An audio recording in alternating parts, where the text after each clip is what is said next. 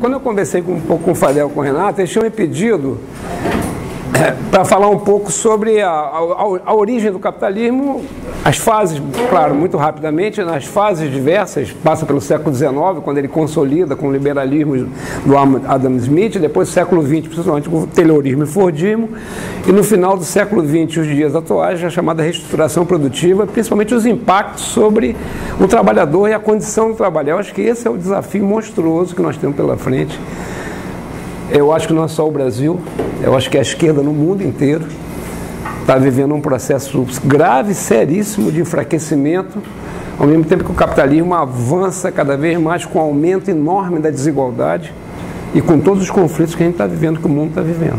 Bom, muito rapidamente, quer dizer, a ideia de a gente pensar o dia de hoje é pensar um pouco o fluxo histórico do desenvolvimento do capitalismo. Eu acho que é difícil pensar sempre a realidade presente sem pensar a história. Né? Marx sempre dizia isso, a história não dá para pensar, o sujeito que está na toxicologia estudando uma molécula sem pensar a história da química, por exemplo. Não é? Então, o processo do capitalismo, quem tiver interesse, não tiver tido a oportunidade, o capítulo 24 do Capital, do livro 1 do Capital, é um capítulo interessante, que não é um capítulo teórico, é um capítulo histórico, que ele discursa sobre o surgimento histórico do capitalismo a partir do século XV, das grandes navegações principalmente, da superação do feudalismo e como é que isso se deu. Qual foi a mágica, né? Alguém que planejou. Existe um idílico que a burguesia sempre usa para naturalizar a história. E aqui não tem nada de natural, né? Então, na verdade, eu coloquei essa interrogação porque isso é um fenômeno que começa no século XV, XVI, que eles chamam de acumulação primitiva, que a base disso foi uma violência brutal, e a partir de 2007 a humanidade alcançou uma divisão de 50% da população vive nas cidades e 50% na população do mundo, 3,5 bilhões, vive no campo. Embora você não tenha um palmo de terra hoje que não seja privado, você tem um potencial enorme de espoliação dos trabalhadores camponeses brutal, levando em consideração esse contingente. Né? Nós hoje no Brasil temos mais ou menos 80% da população urbana, mas nós temos 30 milhões, 80% mais ou menos, sei lá, 180, 185 vivendo nas cidades e 30 milhões, 35 vivendo no campo. Pode passar. Então por isso que eu coloquei essa interrogação, porque você tem um potencial hoje de espoliação com base na violência e nós estamos vivendo isso, no Brasil enorme. Então, ele faz uma discussão, como é que surge, né? Foi por quê? Porque as elites da época tinham mais capacidade de trabalho, que elas consolidaram o desenvolvimento, o domínio das forças produtivas, foi porque eles aproveitaram melhor as oportunidades, eles vendem essa ilusão até hoje, né? Maior competência, etc. Enfim, na verdade ele está mostrando que foram 5 os componentes centrais estruturais que definiram a possibilidade da sociedade do capitalismo tal como a gente está vivendo hoje, né?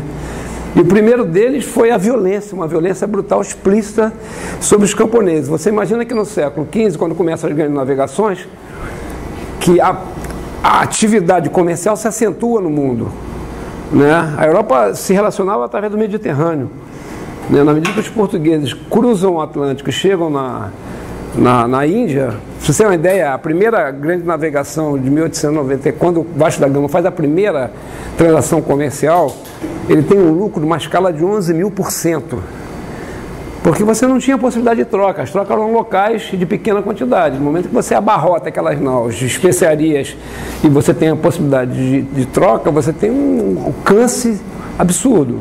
Então esse foi um componente importante para integrar o mundo, colocar uma pressão enorme nas trocas comerciais e, consequentemente, uma pressão para a superação da lógica que havia no mundo. O mundo produzia para quê? Produzia para as pessoas comerem, se autossustentarem. Produzia só para valor de uso. Não que não houvesse rico, não houvesse pobre, havia. Mas o objetivo fundamental que sustentava a produção era a necessidade das pessoas sobreviverem, né? Esse processo de aumento da capacidade comercial começa a levar uma pressão produtiva maior, né? E o ser humano estava vinculado à terra, tá certo? Ele tinha o que ele tirava da terra. Passa por favor. Então, o primeiro momento é quando a necessidade de você organizar a produção a partir de uma escala crescente se eu sou um comerciante, suponhamos, na época, um pouco mais rico, e se eu queria botar uma estrutura aqui produtiva para produzir para a indústria têxtil que origina o capitalismo, quem vai trabalhar para mim? Não é? Então eu posso ter um pouco mais de dinheiro, porque eu acelerei o comércio, eu posso construir um galpão 5 vezes isso aqui, posso comprar teares, que na época já se tinha, mas quem vai trabalhar para mim? Se as pessoas estavam vinculadas à terra. Né? Elas viviam sobrevivendo, não que não houvesse injustiça no feudalismo, claro que havia. Mas o trabalhador tinha um vínculo com a terra, ele produzia uma parte para ele, outra parte para o senhor, e não precisava de outra coisa. Para que você gerasse força de trabalho livre, que o Marx chama de força de trabalho livre, livre é um conceito que a gente usa com bastante, é caro para a gente ter liberdade, mas o conceito de trabalho livre dele não é nesse sentido. É o trabalhador que foi despojado dos meios de produção. Então ele está livre para vender a sua força de trabalho. Foi preciso o quê? Arrasar violentamente com esses trabalhadores. Então se incendiavam as casas, né? A pressão enorme para a liberação do trabalhador livre, para eles pudessem inserir. Isso é um processo de séculos, né? Então, não precisa a gente se prender, mas fundamentalmente você tinha pequenos produtores independentes no mundo rural, com camponeses artesãos, era essa estrutura produtiva da época. Como é que eu rompo isso? Como é que eu gero o trabalhador para vender a força de trabalho? Foi um processo muito violento, né? E aí é interessante, porque a indústria que emerge o capitalismo é a indústria têxtil, né? Então, para a matéria-prima fundamental, principalmente na Europa, nos países frios, né? Então, o que se fazia? Onde você tinha uma quantidade enorme de famílias habitando um determinado território, eu expulso aquelas famílias, boto meia dúzia de pastores que cultiva, sei lá, milhares de ovelhas, que eu tiro a lã para a indústria têxtil emergente, tá certo? Então você tem um processo onde os trabalhadores eles estão desvinculados dos meios de produção. Começa a ter a ruptura do que é uma produção dirigida fundamentalmente das necessidades humanas, onde o capital e o dinheiro não era capital ainda. O conceito de capital é a apropriação dos meios de produção quando você coloca para funcionar aquilo, exploração de trabalhadores para gerar um produto que me permite acumular riqueza. Dinheiro sempre existiu antes do capitalismo, tá certo? Dinheiro no nosso bolso não é capital. É o suficiente para a gente poder viver, é diferente. Então o dinheiro passa a ser capital, a apropriação da força de trabalho passa a ser capital e a terra passa a ser capital. E um componente fundamental, a gente não vai entrar aqui, é o que explicava todo, isso é muito importante, o que explicava todos os valores da sociedade eram os valores da religião. Né? Se o sujeito não batizava seu filho, ele estava submetido às agruras da lei. Então o mundo sacro, ele capilarizava o Estado. Só que religião não gera tecnologia. Religião não gera tecnologia. O que gera tecnologia é a ciência. Então a ciência, a partir do século XVI, passa a ocupar o lugar fundamental de referencial da verdade. Porque é ela que vai permitir a produção de tecnologia, desenvolvimento de máquinas para poder responder à necessidade histórica da produção crescente. A igreja, inclusive, perde nesse processo. A igreja era a maior proprietária de terra na Europa na Idade Média. Ela perde terra, ela perde referencial ideológico e são os interesses do capital que passam a vicejar fundamentalmente a partir da ciência. Essa ciência tal como a gente conhece hoje, que produz conhecimento em função do desenvolvimento tecnológico para que a partir do desenvolvimento tecnológico você tenha mais produção e tenha mais acúmulo de riqueza. Não é uma ciência que tem nada a ver com as necessidades humanas. É claro que o capital não... Tá? Então essa é uma contradição que a gente estava discutindo mais cedo. Como é que você coloca uma instituição científica que tem que produzir conhecimento para quê e para quem? E de que forma? Isso é uma discussão. Só para a gente resgatar, estou passando rápido, para resgatar um pouco esse fio histórico, é interessante para a gente compreender isso. E se a gente começa a pegar, não vamos entrar aqui agora que não dá, mas se a gente começa a pegar a história da ciência, né, quando Galileu, já no século XVI, ele faz o experimento, uma folha caindo da uma árvore é uma coisa.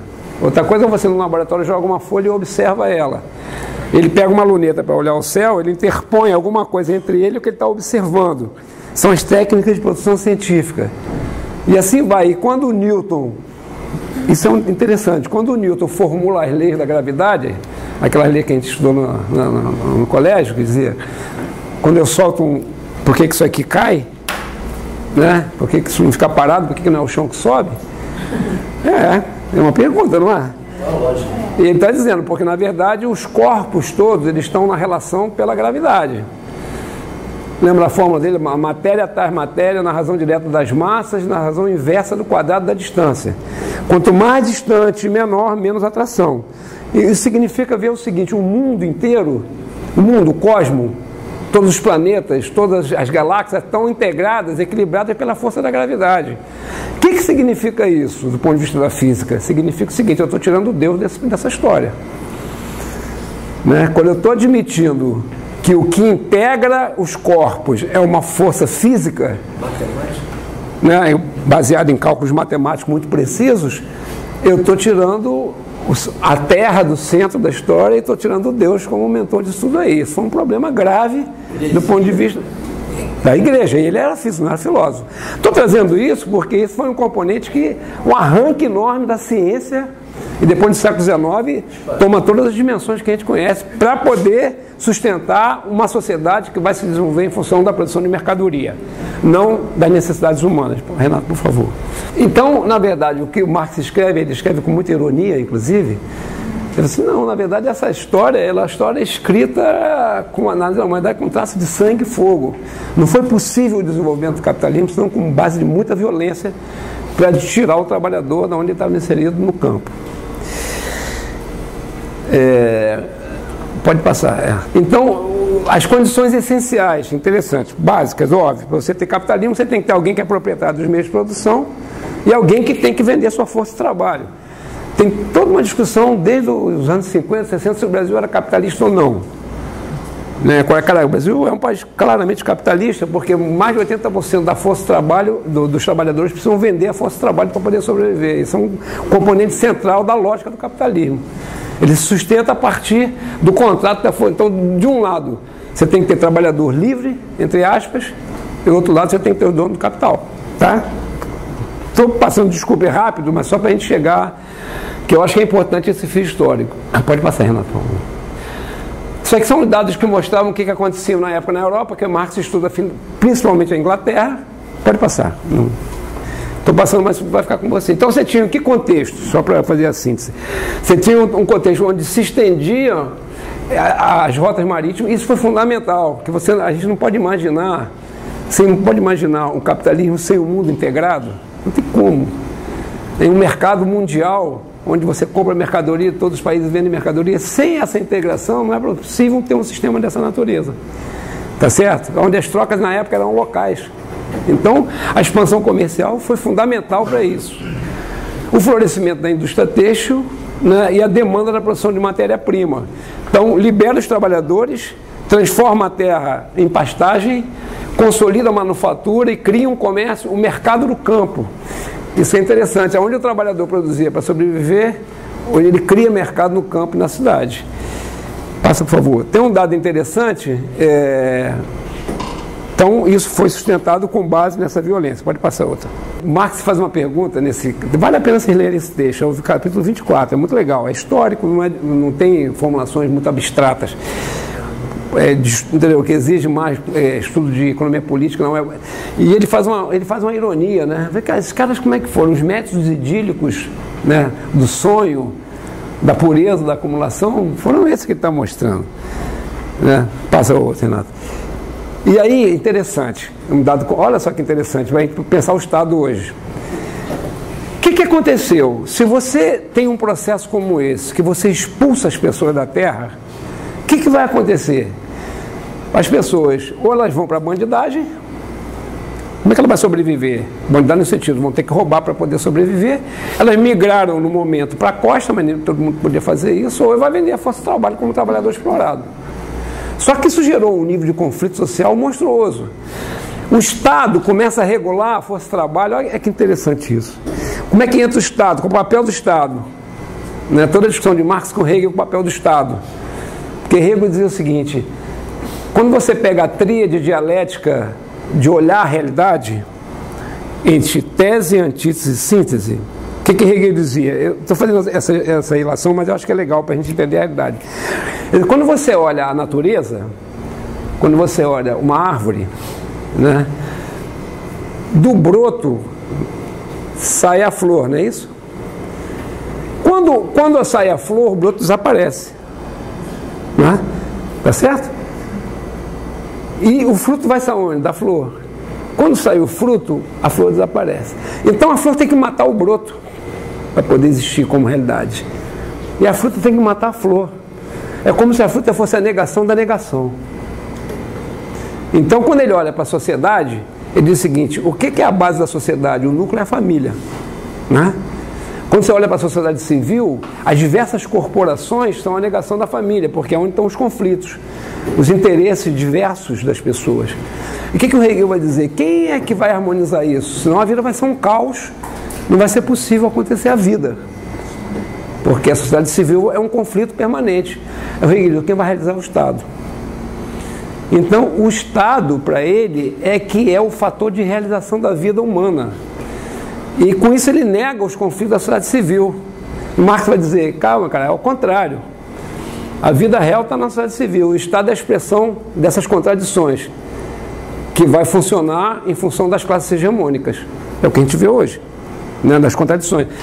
O Estado entra aqui, pela primeira vez na história, para regular conflitos sociais de uma forma implacável. E aí tem uma relação aqui das leis emitidas, se tem algumas só, tem um elenco enorme. Por exemplo, que em 1500, no século XVI, no início, quem podia esmolar, quem não podia esmolar. Você criou uma situação social que não existia antes. Pessoas foram despojadas da terra, elas vão ver de quê? É o que a gente está vivendo aí nas nossas cidades inteiras. As pessoas esmolam, então vai ver de quê? Aí isso gera conflito. O Estado começa a regular. E regular dessa forma. Licença para mendicar. Isso é dado a realidade concreta, para não parecer que a gente está fazendo uma discussão no abstrato. Tá certo? Vagabundo flagrado, por exemplo. Ele era açoitado, está na lei. Ele era açoitado. Até o sangue corra. Isso está no texto da lei. Isso é uma coisa impressionante. Até que o sangue escorra.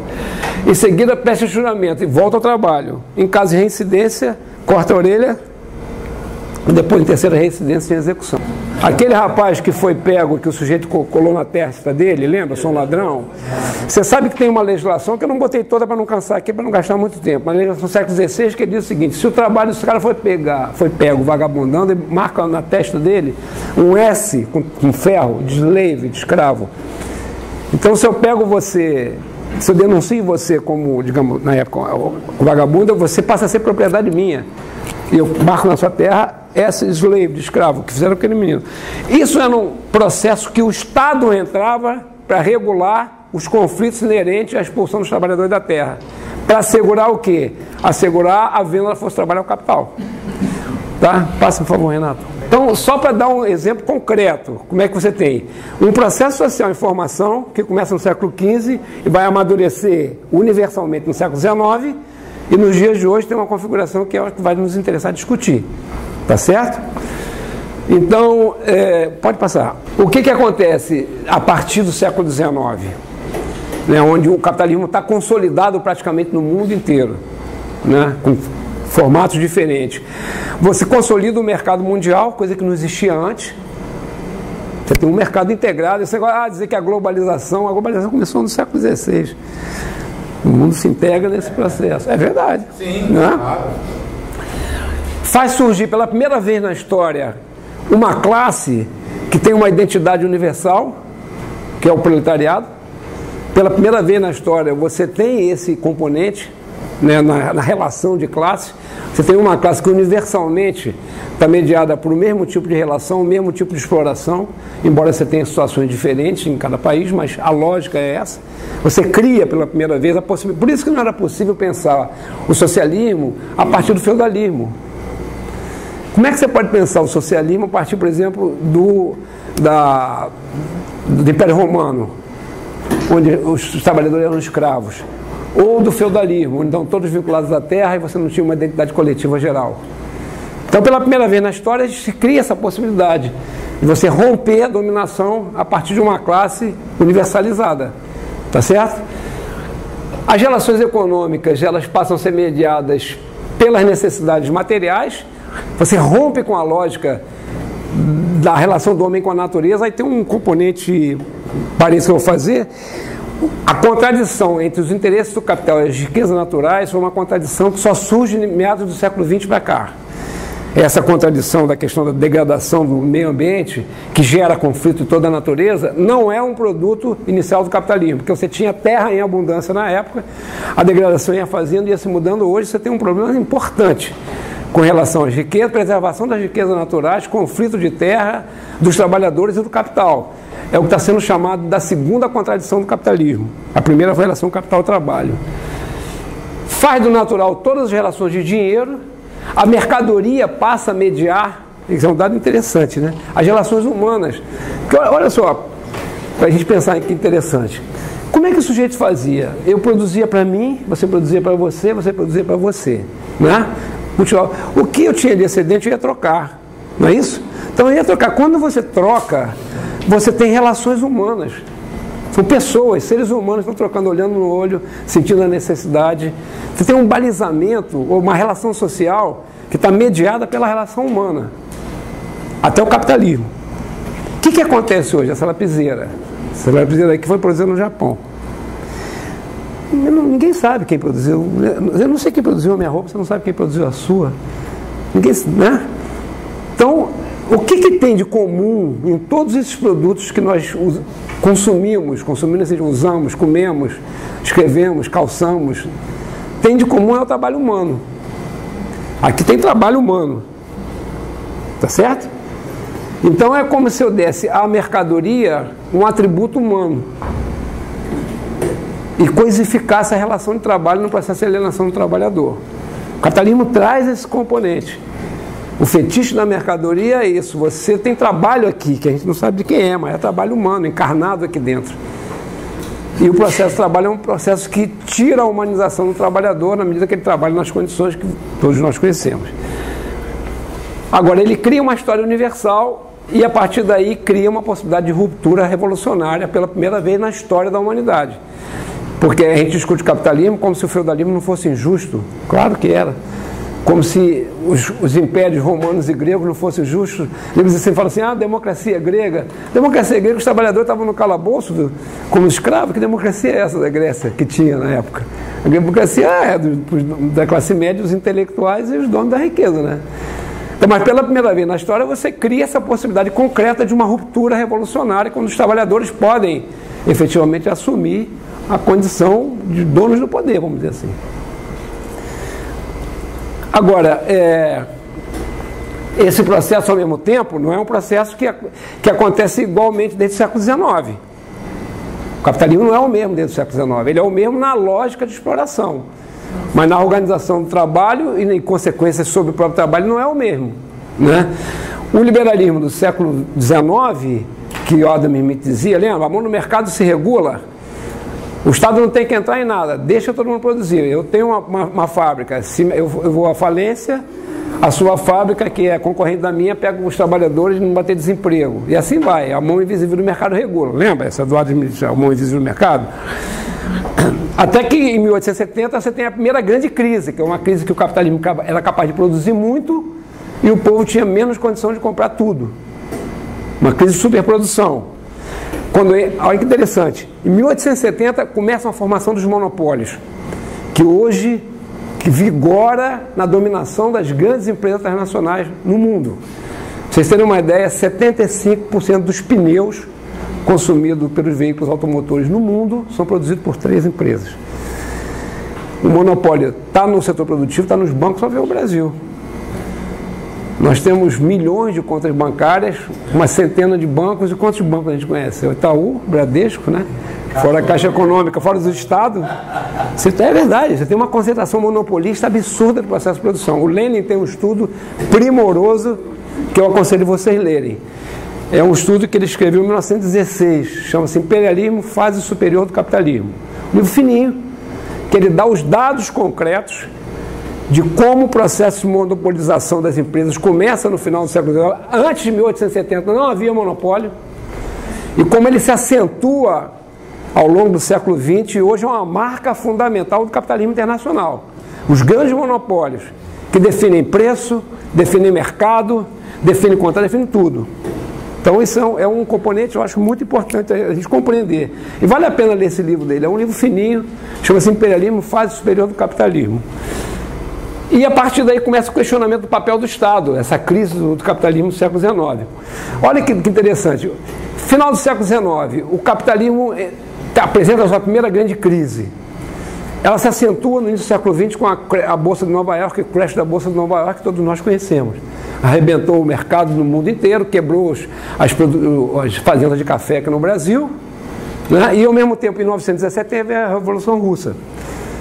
Então você tem o quê? Na conjuntura do capitalismo, você tem a possibilidade de um Estado socialista que se materializa com a experiência russa, e ao mesmo tempo a crise do Estado liberal. O capitalismo o que faz? O Estado liberal não estava sustentando, porque essas crises foram importantíssimas. Ele cria o que a gente vem conhecer hoje, Fordismo e Taylorismo, a partir da Organização Científica do Trabalho. Pode passar, por favor, Renan. E eu vou passar muito rápido os princípios do Taylorismo e Fordismo, depois, se vocês quiserem, vocês ficam... Mas o Taylorismo e o Fordismo, isso é um dado importante que eu acho que a gente pensar. Toda vez que uma sociedade organiza uma forma de produzir, ela não organiza só a maneira como ela produz bens. Ela organiza valores também. Valores. Por exemplo, no Fordismo, o que foi o Fordismo, então? O Fordismo foi um processo de produção baseado na Organização Científica do Trabalho, desenvolvido por Taylor. Vocês conhecem o Taylorismo? Conhecem, né? Para não gastar tempo aqui. O Taylor estava preocupado com a lógica da organização do trabalho. Que não se gastasse movimentos inúteis, que não gastasse tempos inúteis. Foi impressionante, o livro dele chama-se Princípio da Administração Científica do Trabalho, é um livro fininho. Ele tinha a pachorra de ficar olhando, por exemplo, a gente aqui nessa sala, a gente entra, se eu vou pegar uma ferramenta lá no fundo, ele anotava quanto tempo eu gasto para pegar a ferramenta lá no fundo, então a ferramenta tinha que estar aqui. Se um sujeito que pegava carvão numa siderúrgica, ele trabalhou na siderúrgica americana, para botar no caminhão, se ele fosse mais de 1,90 m, o movimento que ele fazia era mais demorado que um sujeito mais baixo.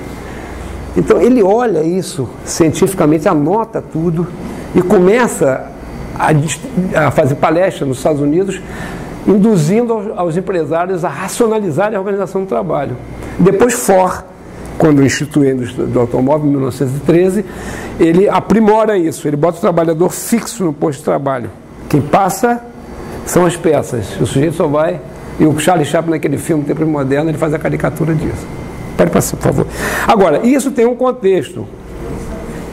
Todos os princípios estão aqui sintetizados, depois vocês quiserem eu vou deixar, para não precisar gastar aqui. Todos os princípios, o Fordismo, ele se institui, se consolida no mundo, a partir de um contexto que é o contexto da pós-crise, pós-29. E a crise do capitalismo foi resolvida com a guerra. A Segunda Guerra foi a solução que o capital resolveu, à custa de 50 milhões de pessoas mortas, uma destruição de um continente quase inteiro, quantidade de mutilados absurda, mas foi a solução. Isso significou uma intensificação de produção econômica absurda. Tá certo? O que eles chamam, os economistas chamam anos dourados do capitalismo, entre 45, depois da Segunda Guerra, os anos 70, onde você teve praticamente pleno emprego no mundo inteiro, uma arrecadação enorme fiscal dos estados e, consequentemente, o que Keynes formula o seguinte, um economista inglês: nem o liberalismo do século XIX, nem o socialismo russo. Então, o Estado burguês tem que responder a necessidades sociais. Com isso, eles conseguiram, de certa forma, dentro da contradição, sistema de saúde universal, escola universal, sistema de transporte mais razoável, financiamento de casa, enfim. Todas as conquistas sociais que os países keynesianos conseguiram, eles estão colados na lógica do desenvolvimento fordista, com capacidade produtiva enorme. Por que eu falei da coisa da estética? O Fordismo, por exemplo, você não tinha variação.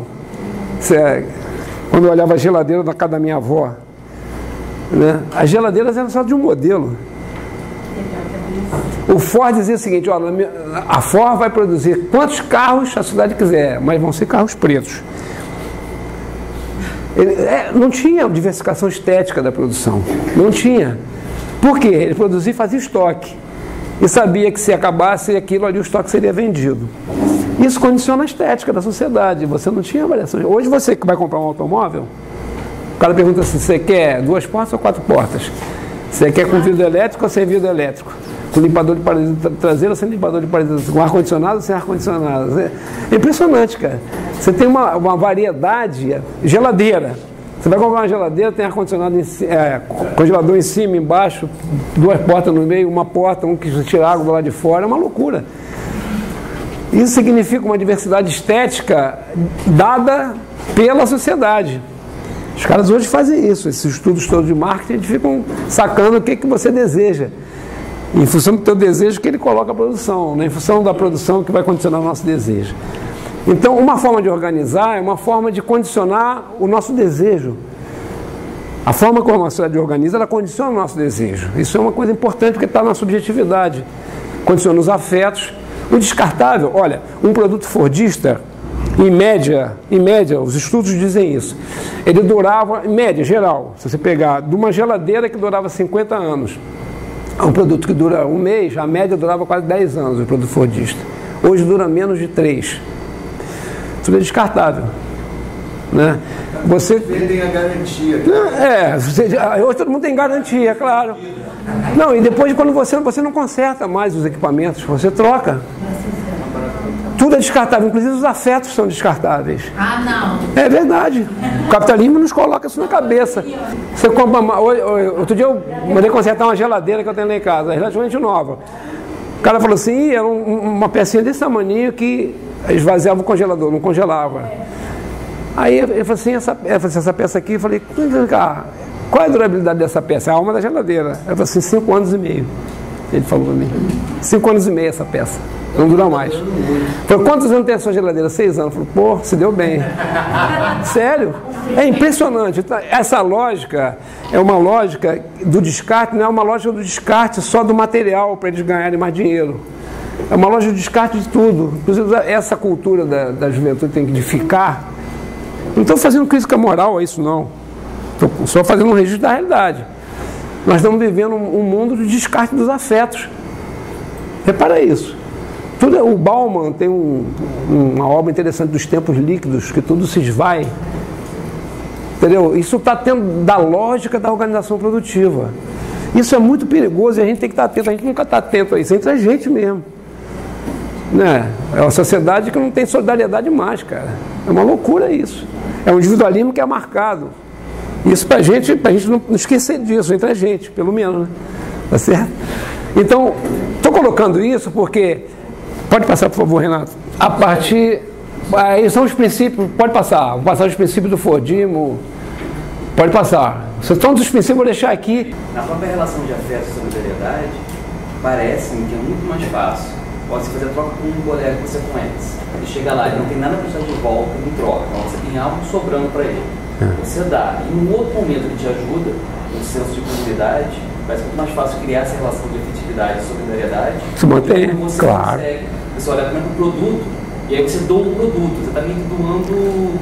Não tem nenhum... Não foi você que produziu, você comprou. Mas é verdade. Fica uma distanciamento maior, né? Tem outra qualidade. Não, eu concordo. Aí outro dia estava numa discussão, a pessoa perguntou, mas quem inventou isso? Eu falei, ninguém inventou isso, isso é um processo histórico. Isso é um processo histórico. Ninguém sentou um dia e falou, vou inventar o capitalismo. Não é?